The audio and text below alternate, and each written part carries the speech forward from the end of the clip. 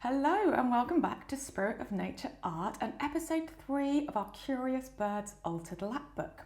And this is where we got to last time. We had started decorating, bringing some of those curious birds from that Collage soup book to life in our altered book. I'm really starting to see the style of how this is going to come together.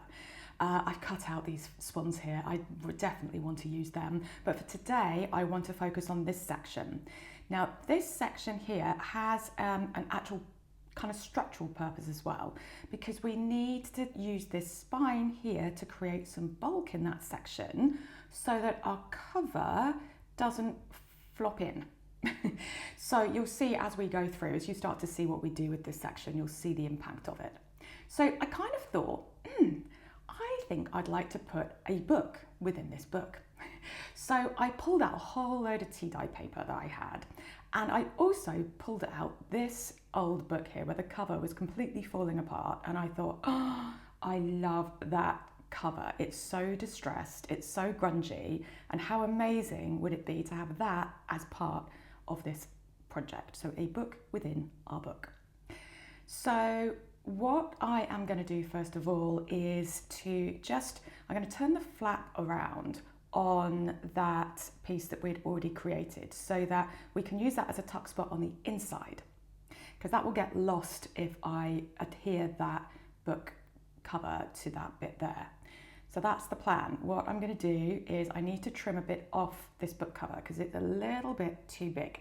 So I'm just going to line it up with the section I want it to go on and fold that spine out of the way, and I'm just going to draw a line and get my scalpel and my steel rule, and I'm going to take it really slowly cutting through this. I mean, we should do anyway, but what I want to do is only cut through the cardboard and try and keep the canvas of the book cover in position so I can fold it back like this, glue that down over the bit that I've cut so that it creates that nice crisp finish.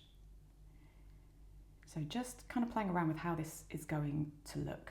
I'm quite happy with how it's coming together so far. So I managed to keep a fair bit of that canvas there. Some of it was already a bit disintegrated because it's so old, but the bit that is there, I'm now just going to put some tacky glue on and just fold that back over that cut that I've made. So it looks like it's always been this size.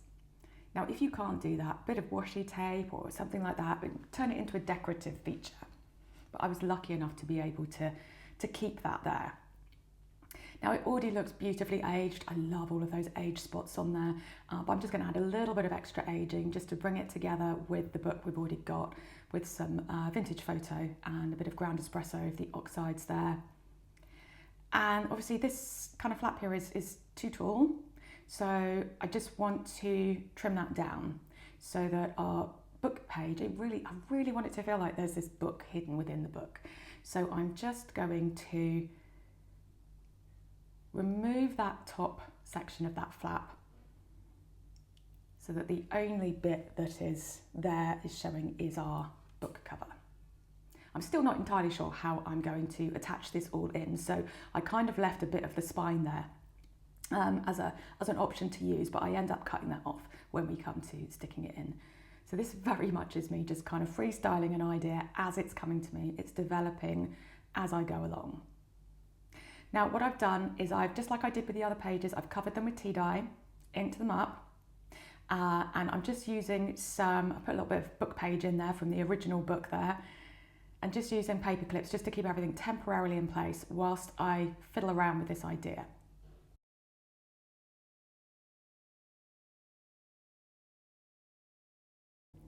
And I love how this means that the book is going to poke out. You know, we wanted those staggered pages, didn't we? So I love the idea that that little bit of page, little bit of book cover is going to poke out from behind. So I've just taken some A4 tea dye paper, folded it in half and created signatures. I think they're 5 pages each.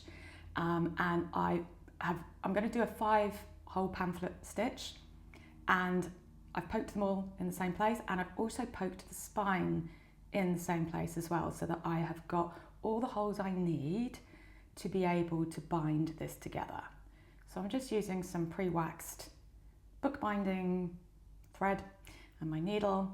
And I would advise not having a cat here for this. I would remove the cat and start again.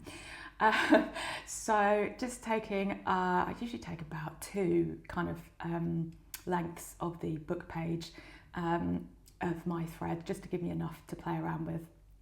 And basic 5-hole pamphlet stitch. I'm going to go from the inside to the outside through that middle hole, lining it up with the hole on the cover as well. And I'm just going to clip the tail down so I don't lose it, so I don't keep pulling it through.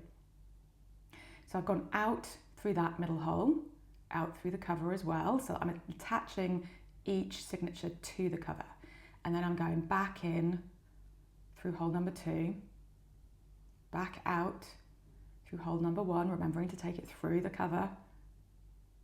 Then going back in through hole number 2, being careful not to split the thread that's already there. So if you need to, wiggle the needle around a little bit to create that hole a little bit bigger, so you've got the space to go in without splitting that thread. Go out through hole number 4, so we're skipping that middle one. Again, making sure we go through the right hole in the cover as well. Then we go in through the bottom hole, hole number 5.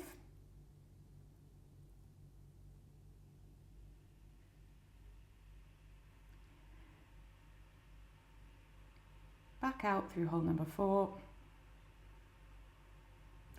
And then we're going to come in through that middle hole again, being careful not to split the thread. And what we want is for our original tail and our new tail to be on opposite sides of that piece of thread there, so that we can tie them together. And that's how we do a 5-hole pamphlet stitch and attach it to the cover at the same time. So I have done that with I think I've got 5 signatures in there. So now we have a super chunky journaling section that's going to sit inside our altered lap book. So I'm just going to create these tuck spots here, just where I put those paper clips to hold it temporarily in place. A little bit of glue at the top and the bottom.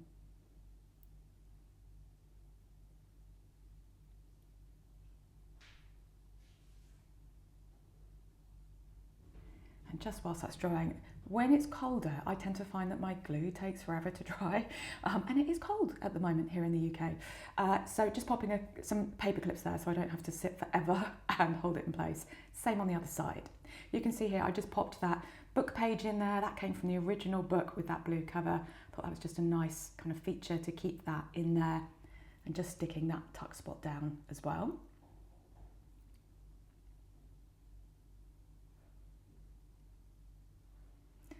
And now it's time to add our cover. So it's just going to sit on that piece of card that we created at the front of that insert. Now, when I created this insert, I had no idea this is what I was going to do with it. But having that in front of me, seeing that, I was literally just going through my book stash to find something for an altered book project, and that one kind of fell apart in my hands, and I was close to thinking it was going in the bin, and then I just looked at the cover and all of that aging, and I thought, oh my gosh, I want to use this. So don't always throw away the things that are falling apart. We can reuse them. So just really giving that a good burnish, making sure that is properly attached to that piece of card. So I'm going to put a couple of books on the top to weigh it down whilst that glue dries. And now what I'm going to do is I want to add, you can see here I've already tried to add a spine to this and tore it off. I didn't like it. So what I've done is created a spine here just using a piece of that Greyboard, and I've covered it in a bit of tea-dye paper, exactly the same as we did the other spines, and just added a bit of stamping to it. And I've put some double-sided tape on and some of that tacky glue, and I'm just going to stick that down in place. Nice and simple, just to recreate the spine of that book.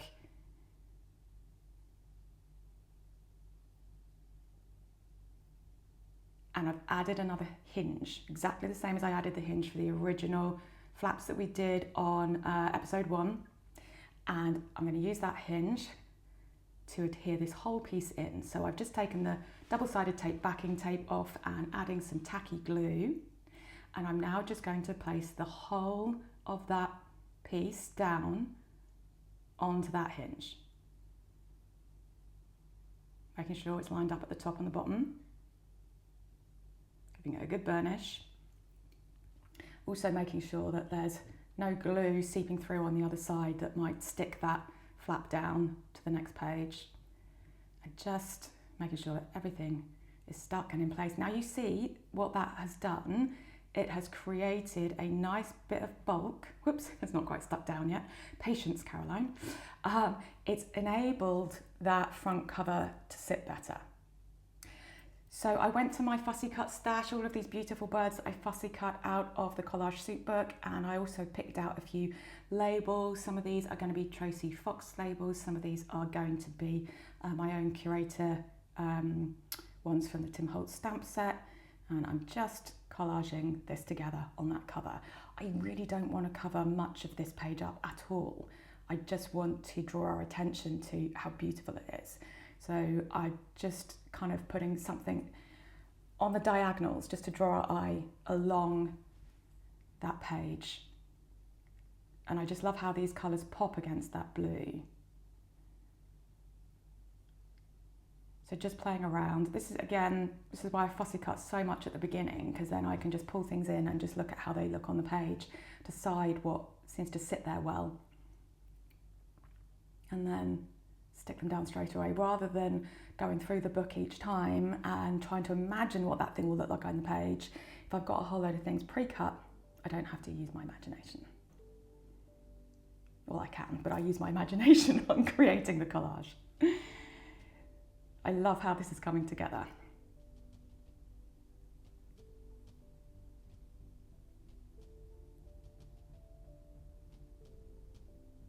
I'm so excited with this bit because I really had no plans for this at all, but we can see how it's just adding to the curiousness of this wonderful book. A lovely big space to do some journaling. That's holding that cover up in a really good position so that it will close better.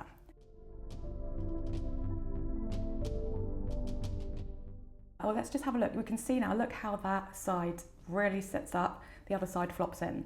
So we're going to need to create some bulk on the other side as well. But for now, this is where we've got to. Our beautiful black swans, our wonderful gentleman corvids. I've just created a few little envelopes to tuck in those pockets. And then our book within a book, our journal inside our altered book.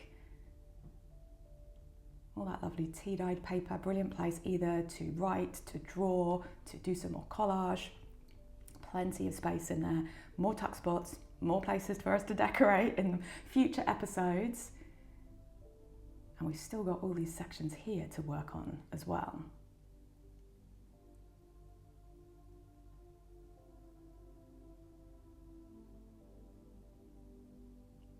But next time, we're going to be focusing on this side and getting some bulk in there to help that front spine to stand up nice and straight like it does on the other side.